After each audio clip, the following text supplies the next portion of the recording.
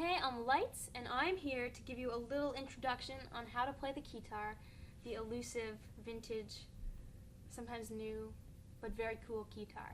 Lesson 1, take very good care of it. As we see here, I took it on the airplane and bad things happened. So be very careful with your keytar. I find that when you name it, you tend to take more care of it because you treat it like one of your own. So this is Lou. My other one's Russell. And the second thing in playing a keytar is knowing the differences between a keyboard and a keytar, and that is that keytars, you have to translate your part to one hand, whereas with a keyboard you can play with both hands, because your other hand has to be here. I'll get to that later. So, say your keyboard part is like,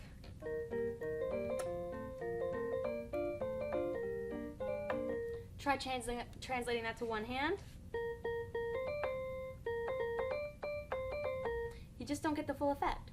So one of the things I've learned is learning to play chords, which you get more melody out of.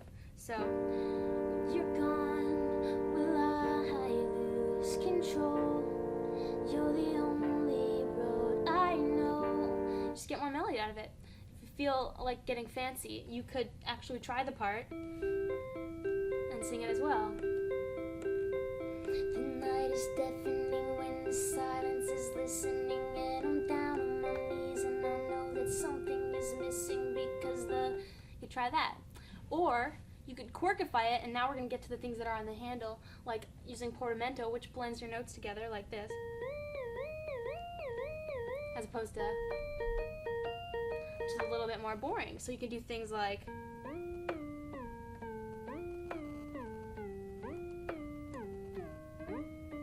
if you don't believe me, if you don't like my plans, makes things sound more fun.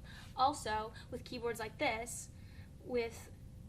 in onboard sounds, as opposed to most keytars are MIDI controllers with no sounds on board, this also often comes with little beats. So it's learning how to make the best of the beats that you have on board.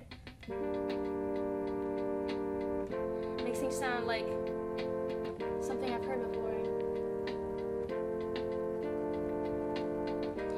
I can feel it coming in the air tonight, oh Lord. And I've been waiting for this moment for all my life, oh Lord, oh Lord.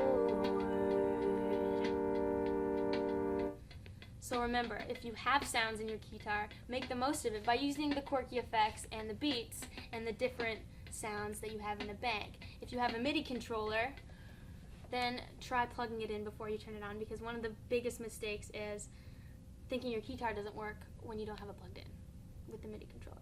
So keep that in mind if you just have a MIDI controller, and if you have something with sounds, have fun with it. It's really fun. Translate your parts to one hand so you can play it easily and you can mess around with the effects. That is how to play keytar in 68 seconds. Bye.